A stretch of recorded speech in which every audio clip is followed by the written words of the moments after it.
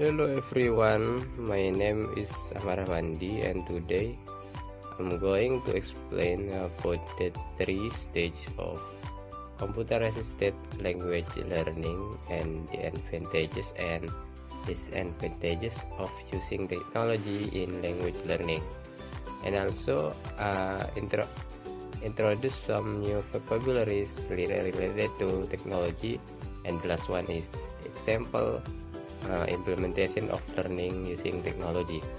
This video is made for my assignment, and I hope it will help you understand how technology plays an important role in language learning today. Let's get started.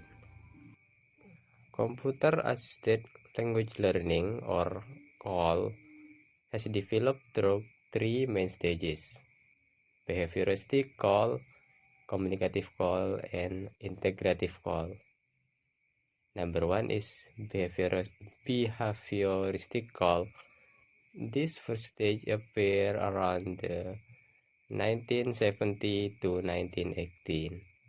It was based on behaviorist learning theory, which meant learning through repetition and habit formation. Students practice language by repeating sentences or doing drills, just like training responses.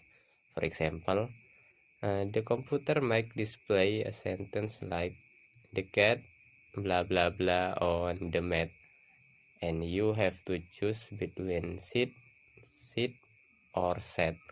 If your answer is correct, the computer says good job, and if not, it asks you to try again. So the main goal was accuracy and repetition. Number two, communicative CALL. The second stage, during the 1980 until 1990, focused on using language for real communication, not just drill. It was influenced by the communicative approach in language teaching. In this stage, technology allows learners to interact more freely with the computer. For example, there were simple simulation programs or role-play games where students could order food in a virtual restaurant or chat with a computer program like Eliza. The purpose was to make language learning meaningful and contextual. And number three is integrative CALL. The third stage, starting from the 1990 until today, is called integrative CALL. Here, technology integrates multimedia and the internet into the learning process. Students can learn using videos, audio, games, and online communication. For example, using Duolingo, Rosetta Stone, or even Google Classroom help learners practice listening, speaking, reading, and writing all in one platform. We can even communicate directly with native speakers through video call or virtual classroom. So the stage focuses on real-life communication and integration of all language. Now, let's talk about the advantages and disadvantages of using technology in the language learning process. The advantages: number one, access to authentic materials. We can read a real article, watch YouTube videos, or listen to podcasts in the target language. Number two, global communication. Technology allows us to talk to native speakers from other countries easily. Number three, motivation and engagement. Learning become more interesting through games, quizzes, and apps. Number four, self-paced learning. We can study anytime and anywhere. And last, number five is instant feedback. Application correct our mistake right away. And for the disadvantages, number one is distraction. Some we get distracted by social media or entertainment. The next is cost and access. Not all students have good internet connection or device. Number 3, lack of human interaction. Relying too much on technology can reduce real speaking practice. Number 4, technical problem, such as app crashes or low battery. And the last, number 5, is unreliable sources. Not all online materials are accurate or educational. So, even though technology is very helpful, we still need balance between online and real working learning. Okay, now let's learn 7 new words related to technology. Number 1 is algorithm, a set of steps that computer follows to solve a problem. For example, Google uses algorithm to show search result. Number 2, bandwidth, the amount of data that can be sent over an internet connection. For example, video calls need high bandwidth.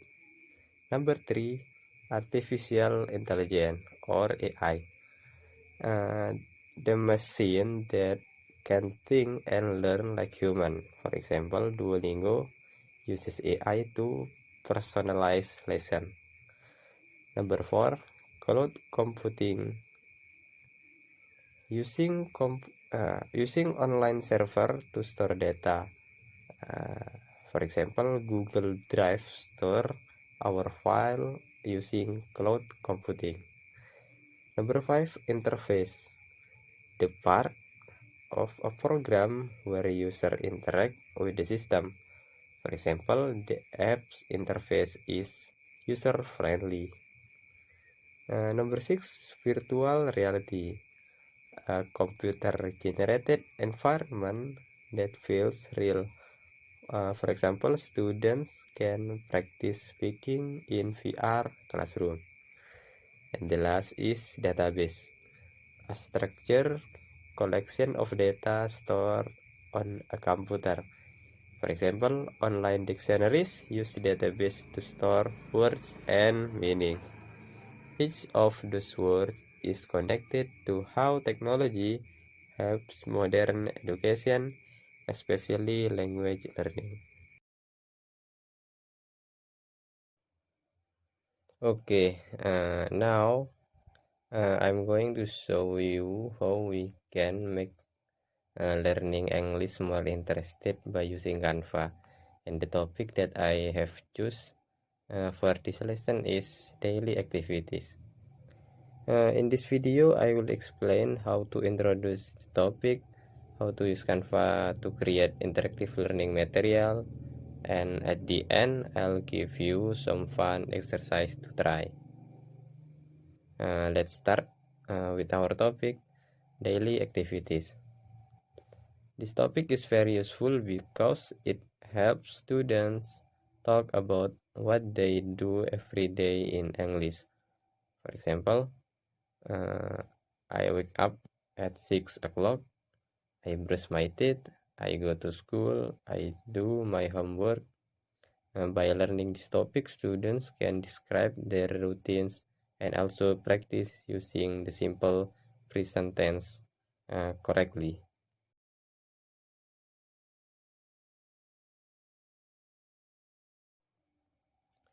Now, let's talk about the media I use, Canva. Canva is an online platform that allows teachers and students to create presentation, posters, videos, or interactive slides easily. It's very popular because it's simple, creative, and fun to use. No design skills needed. You can access Canva by going to www.canva.com or by downloading the Canva app on your smartphone. Just sync up using your Google account and you can start designing right away.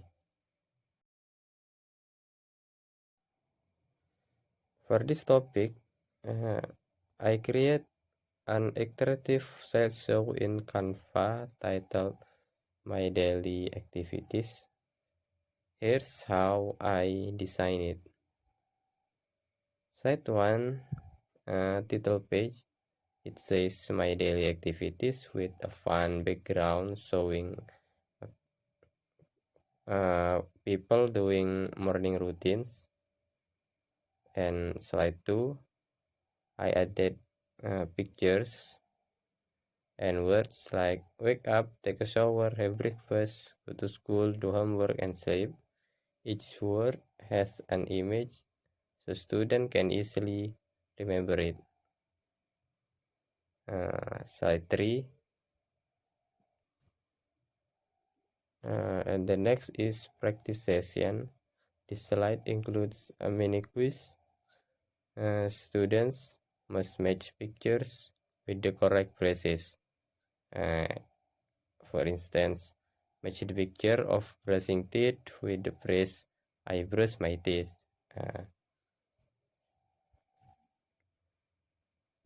After I finish designing, I share the material using a Canva link. Students just need to click the link, no need to log in or download anything.